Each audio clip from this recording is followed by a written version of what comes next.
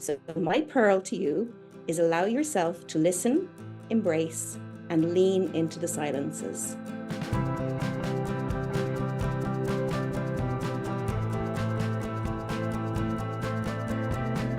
So the pearl that I would like to offer you today is to lean into the silence. This is my first time as a new principal in a school.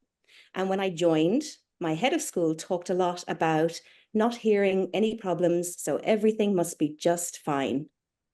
Of course, some issues did start to arise, as you would expect.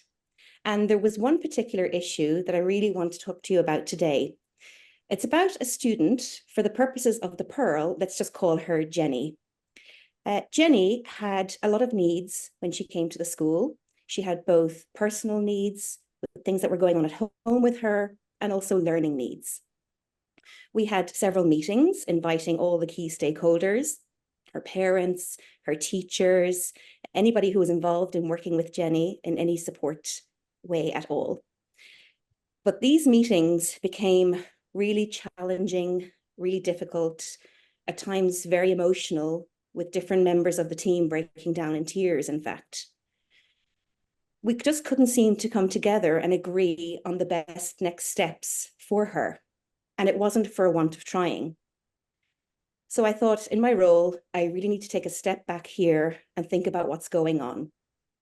I started documenting what I called the noise around Jenny, all the things that I was hearing, all of the things that were going on for her. And I literally mapped it out on a piece of paper and saw how things were connected. What was interesting and what jumped out at me quite quickly was looking for the silences, what was not being said, what was not being heard. And what I realized really quickly was that Jenny didn't have a voice in any of this. We were making decisions on her behalf and making life-changing decisions for her, in fact. So I decided to meet with Jenny. And to my surprise and delight, I discovered that despite all of the challenges, Jenny absolutely loved school. She loved meeting her friends every day. And more than anything, she really wanted us to know what she was learning. So, of course, I brought this back to the team, and again, was surprised to see that there was a collective sigh of relief. They had also been really frustrated and not realized that they hadn't been listening to what Jenny had to say. So from that point on, we decided that no decision would be made on her behalf without her input. We were able to do adaptations of the curriculum and lessons for her based on her needs and for some of the things that she specifically asked for. She's now thriving and doing really well with all her friends and learning lots.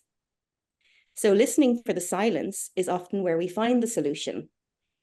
To me, it's like a seed growing under the ground, submerged beneath the soil, but ready to push through and bloom. So my pearl to you is allow yourself to listen, embrace, and lean into the silences.